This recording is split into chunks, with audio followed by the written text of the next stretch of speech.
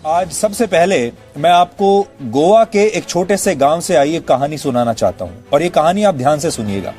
यहाँ 10वीं क्लास में पढ़ने वाले एक 16 साल के लड़के के मोबाइल फोन की स्क्रीन टूट गई। वो लड़का इसी मोबाइल फोन पर अपनी ऑनलाइन क्लासेस लिया करता था। एक दिन उसने अपने पिता से कहा कि वो उसके मोबाइल फोन की स्क्रीन रिपेयर करा दें, जिस पर 2000 रुपए का खर्च आना था। लेकिन लॉकडाउन की वजह से उस लड़के के पिता के पास कई महीनों से रोजगार नहीं था और वो इतना पैसा खर्च करने की स्थिति में थे नहीं। इस पर पिता और पुत्र के बीच थोड़ी बहस शुरू हुई और पिता ने अपने पुत्र का उसकी कमीज का कॉलर पकड़ लिया। बेटे ने कहा कि मेरा कॉलर छोड़ दीजिए क्योंकि मेरे पास सिर्फ एक यही अच्छी शर्ट बची है, यानी एक ही कमीज बची है। और उसने अपनी शर्ट उतार कर कहा कि आप चाहें तो अब मुझे पीट सकते हैं। पिता के हाथ कांप गए और पिता ने कहा, ऐसा सोचा कि मैं पैसों का इंतजाम करके अपने बेटे से पिता ने कहा कि मैं तुम्हारा मोबाइल फोन किसी ना किसी तरीके से ठीक करा दूंगा, क्योंकि अभी मेरे पास सिर्फ 500 रुपए ही हैं और इस 500 रुपए से मुझे घर के लिए खाना खरीदना है, चावल खरीदने हैं। लेकिन इस एक घटना ने पिता और पुत्र समेत पूरे परिवार को तोड़ दिया।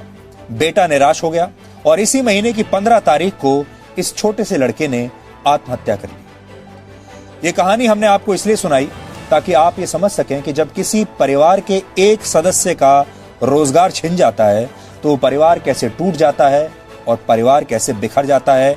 और हमारे देश में ऐसे करोड़ों परिवार होंगे। सबसे बड़ी बात यह है कि टीवी पर, मीडिया में इसके बारे में कोई बात क्यों नहीं कर रहा। बेरोजगारी एक ऐसा मुद्दा है जो देश के 25 करोड़ परिवारों को सीधे तौर पर प्रभावित करता है, लेकिन मीडिया को इस बात से शायद कोई फर्क नहीं पड़ता। आपको ऐसी खबरें तो दिखाई जाती हैं जो आपका समय बर्बाद करती हैं, आपका मनोरंजन करती हैं, आपको रियलिटी एंटरटेनमेंट दिखाती हैं। लेकिन हम इस सोच को बदलना चाहते हैं और इस बदलाव की शुरुआत हम अपने आप से करना चाहते हैं। और आप जानते हैं सारे न्यूज चैनल्स टीआरपी के पीछे ही तो भागते हैं और टीआरपी लेने के लिए ही तो आपको इस तरह के कार्यक्रम दिखाते हैं, इस तरह के डिबेट दिखाते हैं जिनको सुनकर आपके कान के पर्दे फट जाएं। रोजगार का मुद्दा, नौकरी का मुद्दा, ज्यादातर लोग रोजगार से संबंधित खबरें देखना चाहते हैं और ये जानना चाहते हैं कि उन्हें नौकरी कैसे मिल सकती है और कहां मिल सकती है, क्योंकि ये कोरोना संकट के बाद अब अगला बड़ा संकट यही है। हमने इस पर बहुत विचार किया और सोचा कि हम इस बारे में आपकी क्या मदद कर सकते हैं, सूचना देने में क्या मदद कर सकते हैं, क्योंकि मीडिया का जो पहला काम होता है वो होता है आप तक सही सूचना पहुंचाना और देश के युवाओं को यह बताएगा कि नौकरियों के क्षेत्र में उनके लिए कहां और कितने अवसर इस समय उपलब्ध हैं। रोजगार की कमी ने इस देश के लाखों परिवारों को कैसे तोड़कर रख दिया है, उससे जुड़े आंकड़े देखकर आप इस देश के लोगों की सोच आज बदल जाएगी। क्या आप जानते हैं, भारत में हर दिन 10 लोग सिर्फ इसलिए आत्महत्या कर लेते हैं क्योंकि उनके पास नौकरी नहीं है। रोजगार के अभाव में आत्महत्या करने वालों में औसतन 9 पुरुष और 1 महिला होती है। अकेले वर्ष 2018 में 12,000 से ज्यादा लोगों ने रोजगार न मिल पाने की वजह से आत्महत्या कर ली थी। भारत में वर्ष 2019 में यानी पिछले साल कुल 1,39,000 लोगों ने आत्महत्या की थी और इनमें से 10% से ज्यादा लोग बेरोजगार थे। 2019 में ही भारत में 10,000 किसानों ने भी फसल खराब होने और कर्ज के दबाव में आत्महत्या कर ली थी। अब आप सोच सकते हैं इन सारे लोगों के परिवार कैसे टूट चुके होंगे। और यहाँ ये सब हम आपको वो लोगों के बारे में बता रहे हैं जिन्होंने आत्महत्या कर ली।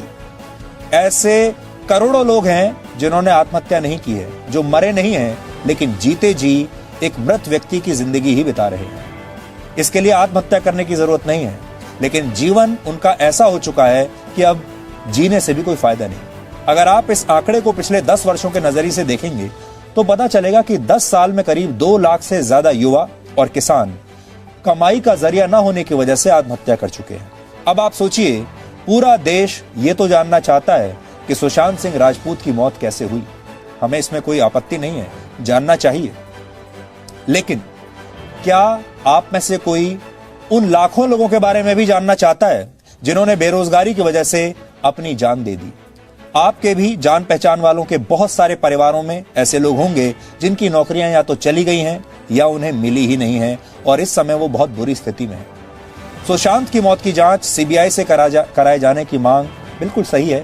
मांग तो उठती है कि सुशांत की मौत की जांच सीबीआई करे, लेकिन कितने लोग हैं जो बेरोजगारी की वजह से होने वाली मौतों की भी कोई जांच कराना चाहेंगे? कितने लोग हैं जो बेरोजगारों की आत्महत्या के मुद्दे को सोशल मीडिया पर हर रोज ट्रेंड कराना चाहते हैं?